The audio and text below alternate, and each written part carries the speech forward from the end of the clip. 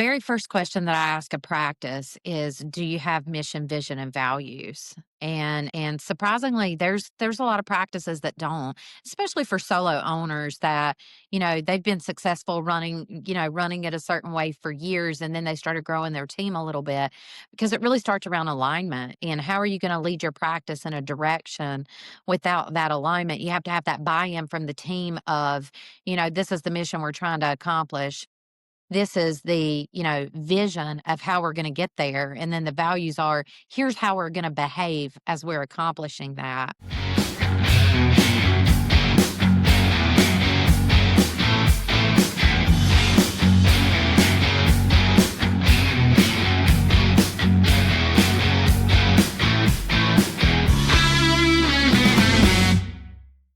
Welcome to season 2 of the Ophthalmology Experience powered by Boost Patients.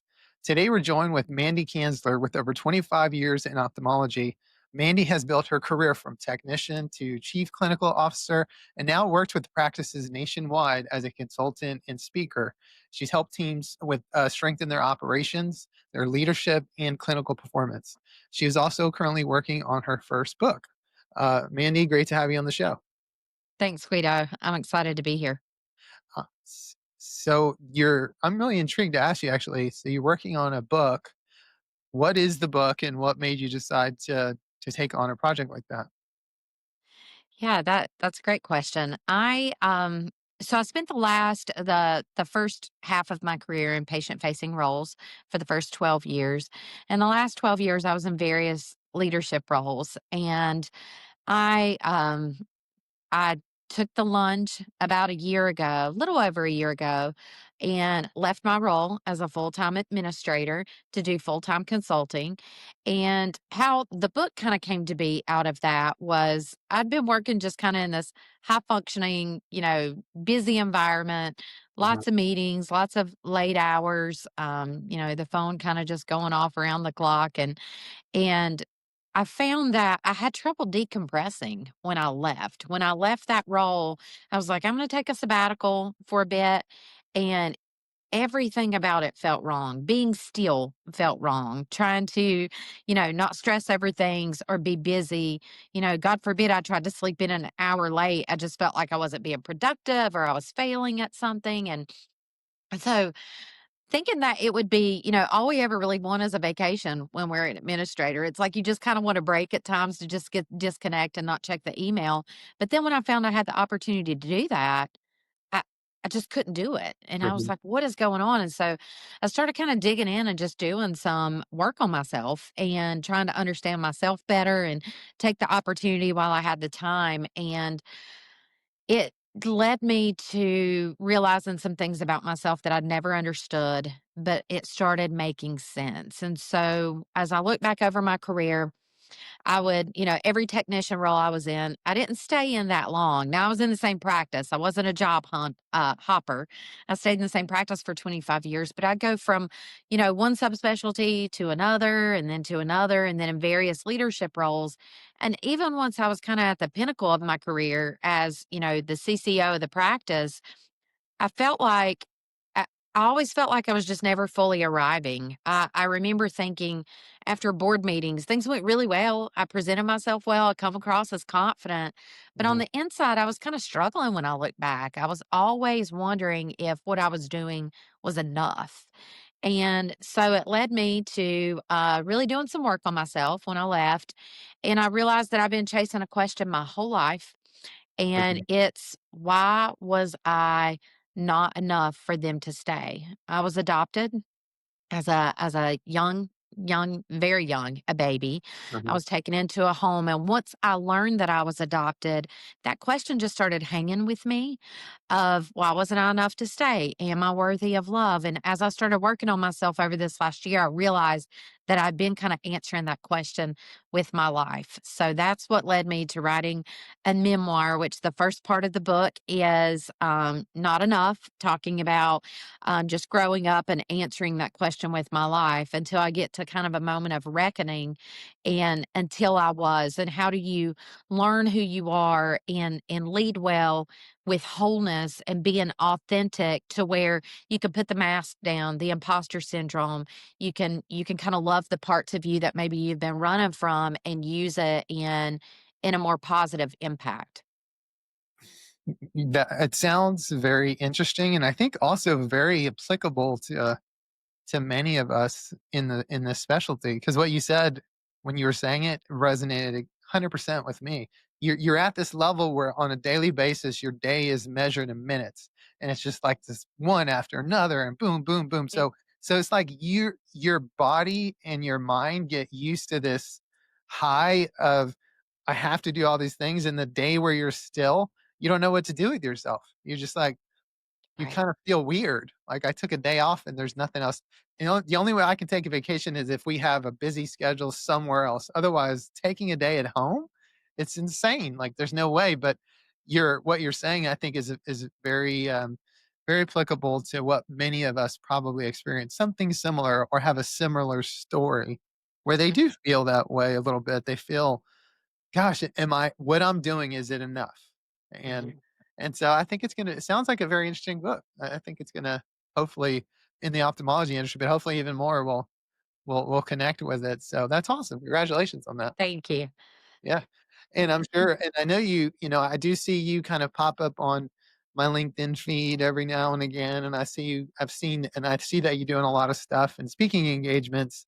I'm sure you're probably gonna when you're finished with your or close to your book is done and you're ready to start promoting it, I'm sure you'll do some more of those so you can draw people in to the reasoning to do it.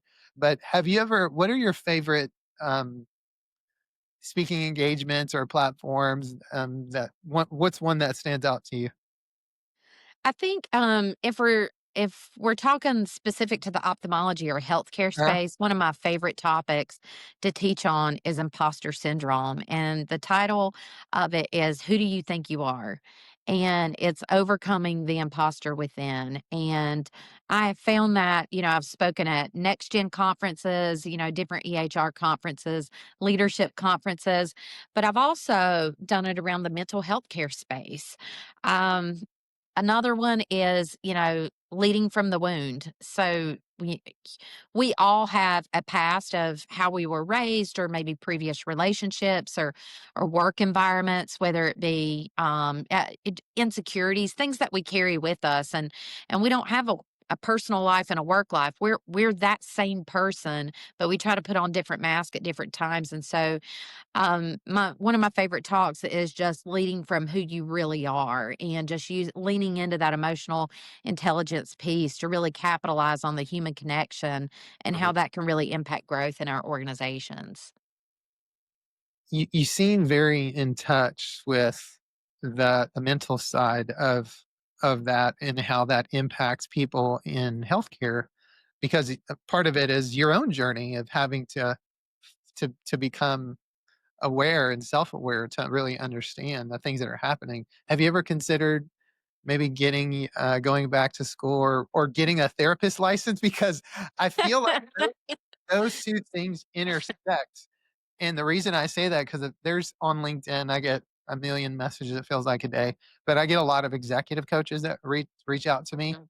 Mhm. and, I took one of them because I was in a hard place at the time, and I was like, "Hey, Sure. it'd be awesome to maybe bounce some ideas off of you," but when we did the consultation call, a lot of we started to go from stuff in the business to stuff that was about me and the things that I didn't realize impacted from my past impacted my professional life. So there's like those worlds get very close to being intertwined. So do you think so for you, do you tend to walk that line between consultant and executive coach to therapist and whenever you help practices and people? I Yes, I think you're right, Guido. It really blends over. I've found that, when it depends on how someone wants to really utilize you, whether it be an optometrist, ophthalmologist, or an administrator, being contracted as a consultant, sometimes you end up being there. I had a call from a client this morning and she was like, "You're my sounding board." And sounding board can mean a lot of things, around decision making. And what I see the most is people questioning themselves. And it's not the people who aren't really high achievers, it's the high achievers, it's the CEOs, the COOs, the doctors that really carry that, imposter syndrome or questioning themselves or the pressure of making the right decision. And the fact of the matter is, when we're bold enough to make big decisions, we're not always going to make the right one. We're going to fail more than we succeed, but part of being resilient and moving through that is, there's people that are just stuck being comfortable. They don't do big things in life. They don't. And there's a reason why we have imposter syndrome. So, yes, I think it blends over. Oftentimes I end up being, kind of a mentor. I don't have an executive coach title with all of the certifications behind my name, Mhm. but I think it's very much a piece of creating that relationship of what does that person or that practice need to be successful. And a lot of times it's just some development and support and reassurance that they are enough, they're doing the right things, and to step back and just get an objective point of view so they can gain the confidence to make that next big decision. Yeah, that makes sense. And what I want to take that a step further and ask you a question about how you might answer that question whenever people ask you, "Hey, I'm not 100% sure about this decision," or "I'm using you as a sounding board," because ophthalmology is the industry of innovation, new Mhm. technology, new toys, new things to focus on, new challenges all the time. So that those in leadership have to make decisions at a very fast pace. So if I called you and said, "Hey, Manny, I'm second guessing this decision," what do you typically? What's your advice? Like, what do you tell someone like me that asks that question? Yeah, if there's different it depends on what the topic is that we're talking about, but there are honestly very few things. There's some, but I can count over my years of what is gonna make or break a practice within a month or 2. Mhm, Most decisions, we can weigh out what the pros, the cons are, the trickle effect of what do those tentacles wrap around, and how's it gonna impact, the patient community. Most importantly, how's it gonna impact our team? If it negatively impacts the team, that patient experience is not gonna be great because the employee experience isn't great, and that's where it really starts at. mhm. But if there's an opportunity to, really talk about it and form, a couple of people that you really, believe will speak up in an assertive way and not just tell you what you wanna hear, and pilot it and be transparent with the team. If we're making a high stakes decision, here are the pros, here are the cons. We're gonna pilot it in this area, and if it doesn't work, it's not the end of the day. When we make those decisions together and we're transparent enough to share that information to who the people are that it's really going to impact, we don't just succeed together, we fail together. And when we fail together, it's easier to accept it and to move on and try again. Yeah. Yeah, it sounds like you're walking through an impact analysis with them Mhm. on the decision to either do it or not do it, because there are consequences, good or bad, either way. Yeah. And sometimes maybe people just need that extra sounding board, like you said, just to go with the decision. Because I'm guessing that when you have a conversation with someone and they start telling you what the situation is, what the challenge is, they probably 90% of the time going with what they thought they were wanted to go because that was the right decision in their gut, in their head, and they've done these Right. things. They just needed to talk through it, and it helps them to grow as a leader. Do you think that's accurate for me to say? Yeah, I think that's spot on. I remember hearing, emotional intelligence wasn't really brought up or talked about really until about the last decade, Mhm, where we really just started hearing more about it. And you probably remember from when we were younger hearing, don't make a decision. You need to use your brain. Don't make decisions with your heart. mhm. And as I've learned that the further that you get into operations, there's data, there's reports. We need every single bit of that. But it's a balance. Oftentimes those decisions that we're making and we get that tug of what the right thing to do is, that's our core values speaking to us. And so it's leaning into what are our values that we're not willing to sacrifice or step outside of, or everything starts to get misaligned to make the decision. And when we make it that way, the numbers follow in a positive direction. Right, right. Good chases good. And so, yeah, I oftentimes find that to be the case. Sometimes we just need that little extra just to feel good about it, right? We do. We do. Um, I want to ask you about a topic that I've been really thinking about for this coming year because as I've been putting everything on paper and we've been strategizing of what's going to be our 2026 initiatives that we really focus on. One of them for me has been thinking about patient experience. I think patient experience, it's a term that is a little generic and I think thrown around a lot like, yeah, our practice has a great patient experience, but what does that really mean? Like what are the things that go into it? And I also think that no matter how good your experience is, there there's always opportunities to get better. And and lastly, I think that patient experience is even more so a necessity when it comes to creating a competitive advantage between you and the practices that is you're I guess competing against in the market for certain things, especially we've seen refractive surgery go down over the past few Mhm. years. It's harder and harder to attract patients because there's just so many more options in the space. And so you as a practice have to continue to differentiate yourself. And one of the ways, in my opinion, is patient experience. So I want to pick your brain on that topic a little bit in terms of patient experience and maybe some of the things that you've discussed with some of your clients Mhm. or some of the things that you've done. So if I came to you for consulting and I say, hey Mandy, I'm really I really want to focus on patient experience in my practice. Where do I start? Like, how would you answer that question if I asked you that? The very first question that I ask a practice is, "Do you have mission, vision, and values?" And surprisingly, there's a lot of practices that don't, especially for solo owners that, they've been successful running it a certain way for years, and then they started growing their team a little bit because it really starts around alignment. And how are you gonna lead your practice in a direction without that alignment? You have to have that buy-in from the team of, this is the mission we're trying to accomplish, this is the vision of how we're going to get there, and then the values are, here's how we're going to behave as we're accomplishing that. And so once that's established, you know talking about what is the infrastructure like for patient experience, there has to be enough infrastructure on the leadership team that employees feel supported, because it really comes down to the team members being excited about what they're doing, feeling valued, having a voice, having someone that, can be their sounding board when they're in the trenches and they're working, and they're trying to be efficient, and they're trying to meet what their benchmarks are so that there's not bottlenecks in the clinic. Really just having that support. Outside of that, once those things are there and it's like, yes, we have the right leadership support, it's what does a good patient experience look like? We used to have a program within the practice that I worked in, and we talked about rolling out the red carpet experience.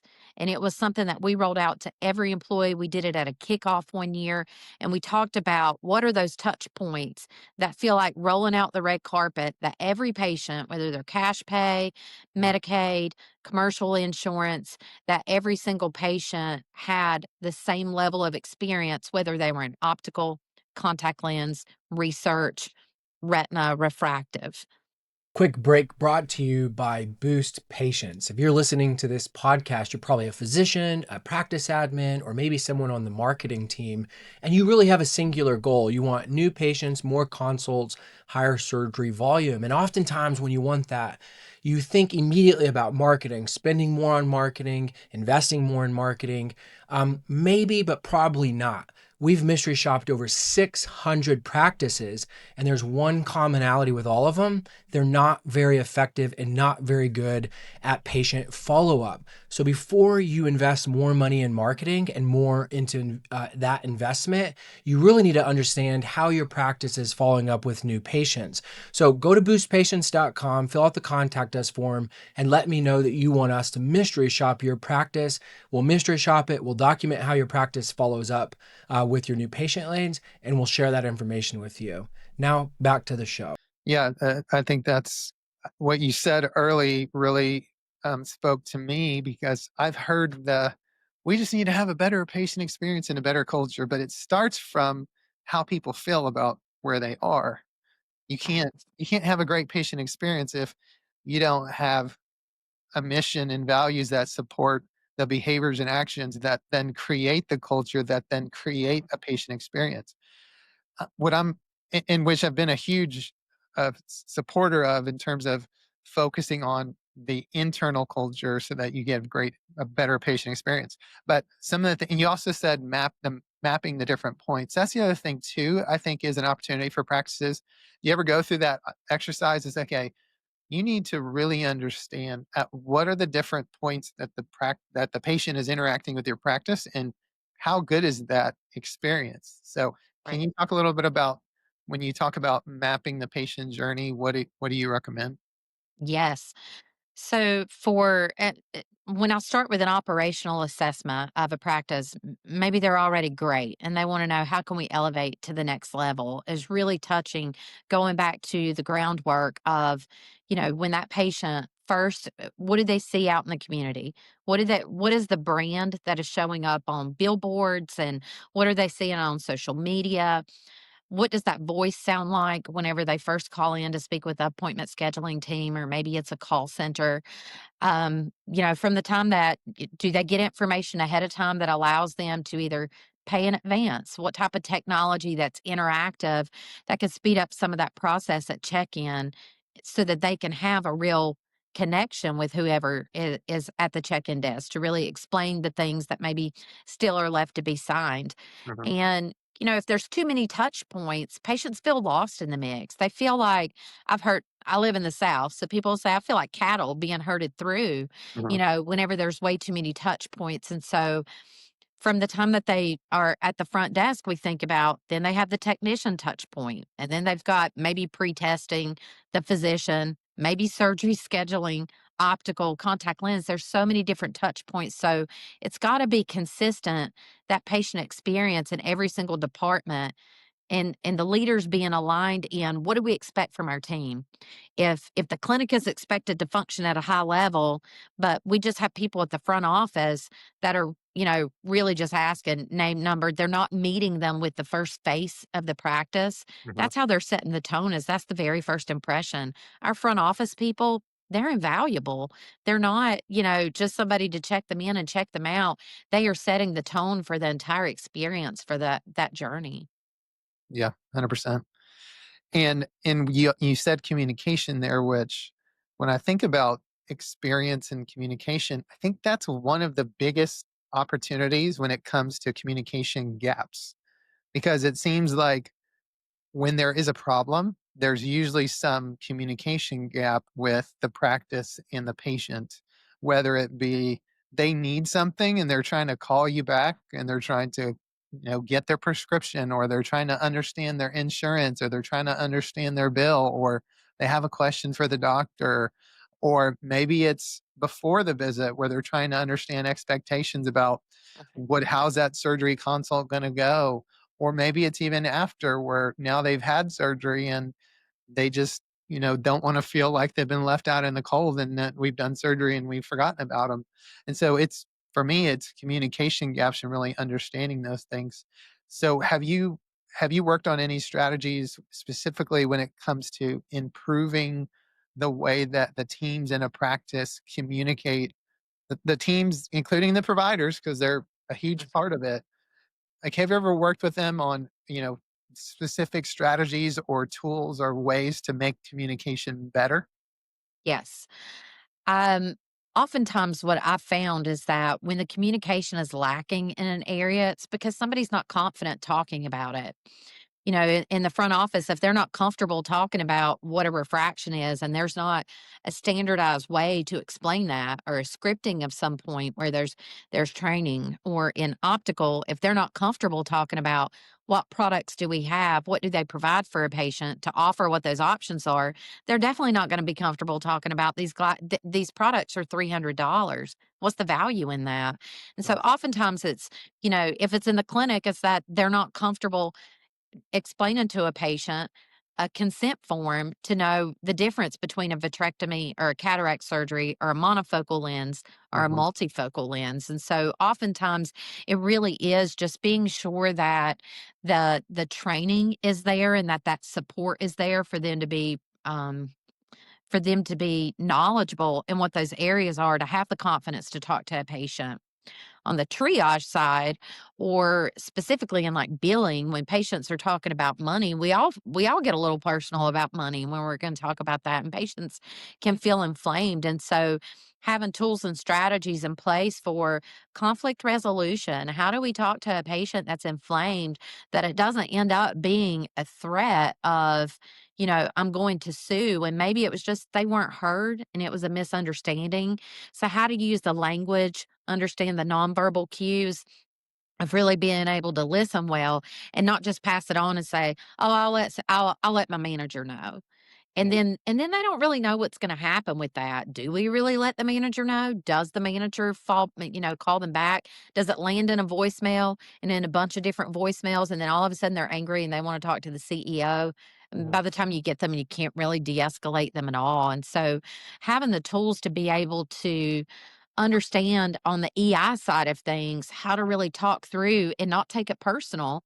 They don't know us from anybody. If they were to see us at Target, Mhm. but they're upset about something and they need to feel heard and seen so that we can say, I understand. We're not saying it's our fault. Maybe it is. Sometimes it is, but I understand that has to be extremely, frustrating. Thank you for sharing that with me, because if they don't share it with us in the practice, they're sharing it with somebody. They're sharing it with the people in the grocery store or at church or in whatever, Facebook page that they're on. They're blasting it out there. So we have to open ourselves up to receive the information and have enough support and the training to provide of how do they handle those situations when they get sticky, to know when to escalate it to the right person. Yeah, agree. I think training is a huge piece of it because people need to feel confident. Because you can tell when you talk to someone who's confident in the answer that they're providing versus someone who's not, it's very apparent, right? Mhm. They're just kind of stumbling through it. And so training is a huge piece of it. Another thing that I've worked on over the years is simplifying the communication channels for staff, providers, and patients because Mhm. we have so many different options to communicate. You got patient portals, you got texting, you got phone call, email. There's so many different ways to communicate, and it's really hard, I think, if the people on the practice side have all these different channels that they have to keep up with. And so we've been working on simplifying and streamlining so that if a patient sends a message to us about their bill, or if they send a message about a medication question, everything is in the same thread so that everybody reading that thread can really understand the entire patient experience and make sure that they answer accordingly. So that's one thing that I've personally worked on, that I'm sure you probably worked on in some of the practices, to really understand how a Sure. patient's getting to you. Yeah, it's so important. For the when a patient's like, "Well, I just talked to somebody last week and and they've got to repeat their whole story because we don't know who they talked to, Mhm. what department, what the grievance maybe was over, the question." So, yeah, kudos to you, Guido. I think that's really important. Yeah. And so if you come across a practice and they tell you just broadly, Mandy, I just really want to have a better experience and I don't really know where to start. What are one or two things that you might say, okay, well, this is something that's a good place to start? Can you go through a couple of those things? Yeah, one of the first things that I'll ask is, when's the last time you've done an employee survey? Because if we don't know what the employees are really feeling or what they're thinking, then we're not sure where the impact is really missed at. So in terms of, they really want to improve their patient experience and they don't know where to start, I would start at the team member level to get a pulse for what's the temperature. What's the temperature of the organization? And then the second part of that is, if we do a survey, we have to follow up on what that survey is. It Mhm. can't be a survey and then nothing comes back. So there's got to be, some key action items and a plan to what those are, and being transparent with the staff. And not everything, if they're like, we need something ridiculous, sometimes you can weed out what is really doable, what's not doable, and what to listen to. And and prepare our team. Something that I was not prepared for the first time we did an employee survey in my practice was I almost felt like a human punching bag by the time it was over. And the feedback that we got was actually really great. I think it was like 8 or 9% of feedback that had some critical things to say. Maybe it wasn't phrased in a way that was really great. Clearly, they weren't great at giving feedback, but there were some takeaways. I still couldn't write it off. And so the worst thing you can do if you're not going to do employee survey, the worst thing you could do besides not doing one is doing one and not rolling out action items or being clear about what that is. And then I think being sure, if it's in pediatrics, we started doing some touch points of, or we called them love marks. If it's pediatrics, whoever was going to sign up for any type of pediatric surgery, strabismus, if it was a, nasal lacrimal duct obstruction, whatever, they got a teddy bear and it had, to take with them through pre-op to surgery and get a little surgical bonnet and gloves. And it was something to kind of lighten that and something that they could keep, that they could remember. Mhm. But just putting some little love marks in place, for surgery patients, the surgery scheduling team would sign and send something to them on their birthday. Or, what are the things that you can creatively do? If it's in their birthday, it's flagged in the system. And when they check in that day, they're like, "Happy birthday. We're so glad to see you today." Someone who's 85 years old probably doesn't have a ton of people around them to say happy birthday. They don't get out very much. So there's lots of types of love marks that you can really work in. And the staff get excited about that too. They love making a patient feel good. And it lets them be a part of that process and feel like they're really contributing on a deeper level besides just the service that they're providing that day. Right. Yeah, because it makes it tangible and gives them the why. Because if you really just come in, pull patients back, work them up, put them in the dilation room, it can be very mundane. You It know, can. so you got to figure out ways to make it meaningful and impactful for those people so that they feel good and continue to have a reason and have a why of why they come to the office every day. And if you can create that environment, because in my experience, we have tons of offices, and you can see, depending on the office, the ones that have better camaraderie and culture in that specific office are the ones that typically have the strongest growth in revenue, the strongest growth in patient volume, because they just have fun together. They just really do.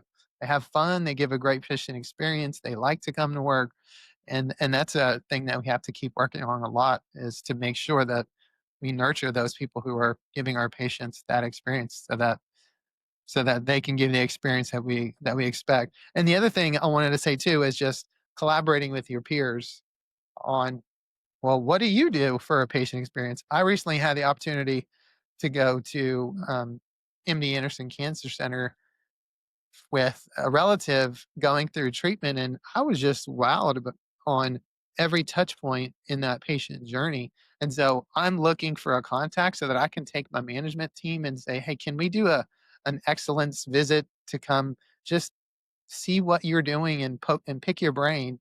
Because I think it's really important to get out of your own world and perspective and collaborate with other people, even if it's not in ophthalmology. Just look in any healthcare industry and see what are Sure. people doing well. How can you apply that? Do you ever use examples from like your high performers or different industries and say, "Hey, have you ever thought about, like you said, doing this a note, right?" Because I think I'm sure in your world, all the people you touch, you see some pretty cool things. Yes, absolutely. Part of being a strong leader is reaching out to people that do it better than us. What are they doing, and how can we adopt part of what they're doing? There's a reason that the Chick-fil-A customer experience is at the you know, top of the list for in the fast food industry, because hearing how may I serve you, or it's my pleasure, like, that was unheard of, and being and there's a reason. And so I think reaching out and looking at I'm oftentimes connecting with other people, Guido, just like you are, networking to learn, because it doesn't have to be specific to healthcare. people are people regardless where they land their feet at in what industry that they land in. In healthcare, the part that's a little different is that our patients are, they're oftentimes scared. They don't know what to expect. What we do every day is scary for them because if they've had surgery before on their knee, they didn't pick out what kind of knee they wanted to have for replacement, but we're asking them to pick out what type of an implant that they're going to look through for the rest of their life, and that sounds scary. They don't want to make the wrong decision. They don't want to fail at this because they have more of an impact in their decision making for that. And so oftentimes I'm looking at what other practices do, and the ones that do it really well, you hit it dead on, is the level of camaraderie and collaboration and true joy that's on a team directly ties to the success of the numbers. They go hand in hand. And oftentimes when they start going down, it's not because there was as much of a glitch in a reporting or something that was going on financially. It started at the people level. Right. It's like a sickness on the inside that you have to weed out Really is. before it kills the patient. Mhm. Yeah. Yeah. So what do you have coming up? You said you're working on a book. What are some speaking engagements or meetings that you're planning to attend to, or where can people find you?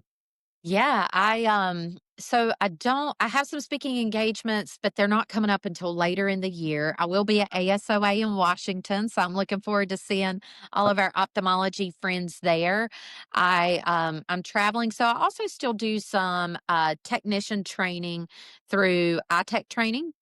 Uh-huh. And I started doing some part time consulting actually a couple of years before I left my administrator role to kind of feed my niche on the patient facing side to teach technicians how to work with patients or pre med students how to work with patients while they were getting into med school. So, work in a lot of academic settings, eye institutes, that kind of thing. So, I have some jobs coming up there. I have some clients that I'm doing some operational assessments with. So I'm traveling a little more in December than January, but I can't share it quite yet, but I'm super excited with a client that I'm working with that we're doing an operational assessment and an alignment with the team. Uh-huh. And she is doing some just crazy awesome things for alignment in January that I can't wait to share until it's over. It's the Okay. first time that I've been involved in it in that level. But to see somebody's excitement grow in that and just get everybody fired up on their team for what's coming in 2026, it's not too late to make those plans of, how are you going to have the most successful year. Let's work backwards. Q1's coming up, and Uh-huh. so yeah, so I spend my downtime communicating with people like you because we're only as strong as the people that we surround ourselves with. We're really not meant to lead alone. There's somebody that has an answer that we don't have. So yeah, between that and writing my book while I'm on a plane. Yeah. It kind of seems like you're living the dream. I don't know, and I love it. I you love it. It's, there's literally some days I kind of pinch myself. And I remember when it was scary though. It wasn't all roses. When I started, I left and I really had no plan of how it was going to take off. I didn't have an investor. I had knowledge, I had heart, I had this burning passion to make an impact at a broader level because I'd always just kind of been right here in my little town and been successful doing it, but I was like, "How am I gonna find my voice in this big world?" And so it's been a beautiful journey. There's been some trying times and a little pain and tears. It's a different level of anxiety when you're self-employed because you're your own marketing department and uh-huh. IT person and, Uh-huh. all of those things, but I am incredibly blessed to be doing what I'm doing with such amazing people right now. Well, keep at it because, just from talking to you for this short period, I can sense your authenticity and your passion. So I think many practices can get help from you. So congratulations on that. Because the reason I say live in the dream, because those of us at the practice and at a practice are like, man, I want to work on all the fun stuff and not have to worry about all the challenges on the daily basis or the pressure of hitting your revenue number. But I know that what you're saying comes with a totally different set of challenges and a totally different set of concerns. But I really appreciate having the opportunity to talk to you, and I think you're doing great things in the community. So thank you so much. Thank you. And I would add, on this side of it, something that has been probably one of the most rewarding things for me, Guido, is I have a different appreciation for administrators. I was an administrator myself for a really long time, and I would network with other administrators when I went to conferences, but I really didn't have the time to network outside of those things because we were so busy just trying to keep the ship afloat and Mhm. and look at, what our strategic plan was and are we on track for that. I really appreciate what our administrators are doing in building thriving practices and supporting these providers. I mean, we know that if we don't have great leaders, these these providers need it. They need to be able to take care of patients and trust that the people around them are going to have their best interest at heart to carry things out. And so kudos to you for what you're doing and providing this space for, eye care providers and leaders to talk. I think that we need each other to encourage each other and to on the days that are hard to say, you know what, you're making an impact, keep going, you got this. You just gave me an idea for a shirt for ASOA. I'm going to wear a shirt that says free hugs to any administrators. I love it. I want Free one. hug. I'm gonna be looking for those and walking around and giving hugs. But seriously, you guys are the backbone of it, and I think that we have an amazing in this country. I've met so many amazing administrators, and I've been admiring what you're doing on the podcast, and just honored that you considered me as a guest. So thank you. Yeah, absolutely. And thanks for you for joining and sharing your expertise and your knowledge. Looking forward to hearing more from you in the future. I also want to take the opportunity to thank our listeners for joining us today. If you want to keep up with the podcast and the interesting conversations with our guests, don't forget to subscribe and please share us with your friends on social media. Another shout out to Boost Patients for producing the podcast. Boost helps ophthalmology practice get more new patients without spending a dime on marketing. If you want to learn more about them, go to their website at boostpatients.com or check out the show notes. Hang in there, ophthalmology gurus. We'll get through this experience together. Have a great week.